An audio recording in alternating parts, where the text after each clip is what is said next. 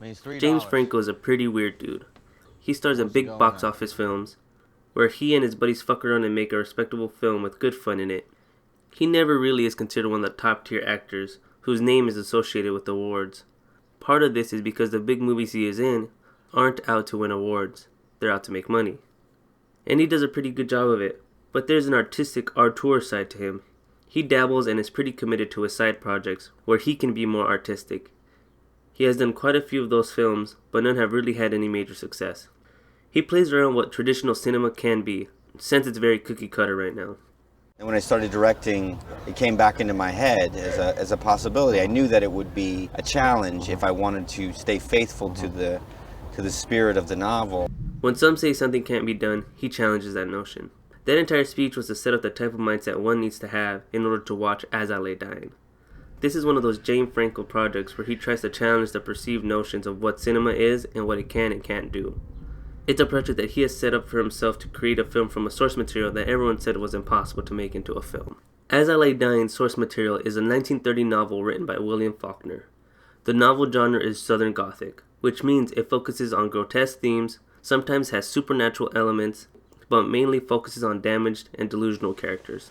As I Lay Dying was said to be impossible to transform into a film format because it uses multi-narrative voices within, meaning that there can be two separate views happening at the same time. While in reading that can be followed, in film it's really hard to convey. This film takes an interesting approach to try to convey multiple points of view. The film essentially has a split screen, showing 2 points of view at the same time.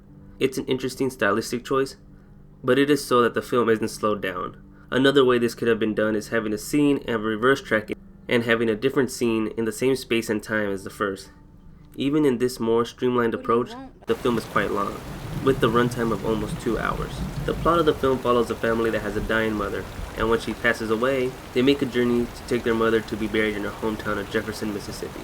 The majority of the film focuses on the challenges that arise from the family taking their mom to Jefferson. More importantly, the individual struggles that each character has to deal with alone inside the family dynamic. In the beginning of the film, we get an introduction to the characters and the family dynamic itself. Some of the characters are really hard to understand, so there's no real attachment to them. We will be beholden to no man, me and her.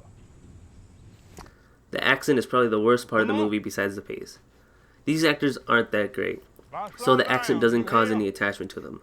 The physical acting is okay, but it's not good enough to convey emotions that are being shown.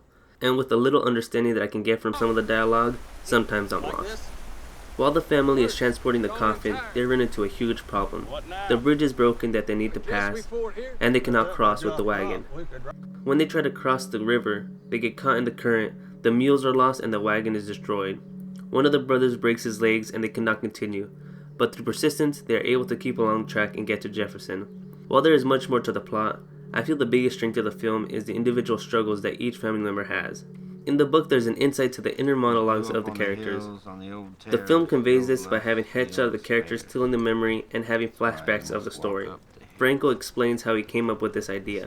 Voiceovers, because the inner monologues in the book are so strange and actually not realistic because those characters would never articulate their thoughts that way.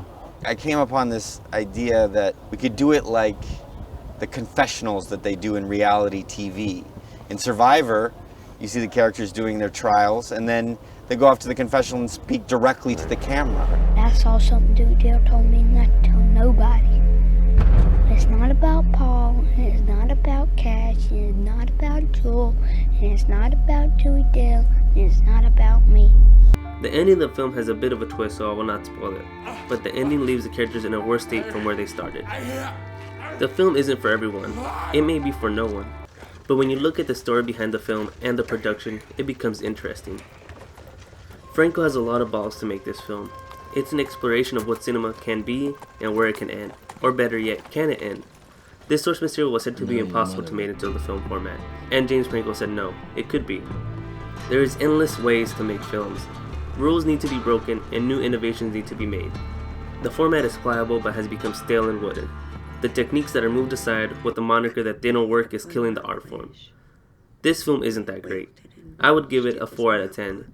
But the idea, the passion, the fuck it attitude that Franco had to make this project a reality gives this film, well, It doesn't give it a better score because it's impossible to give it a score.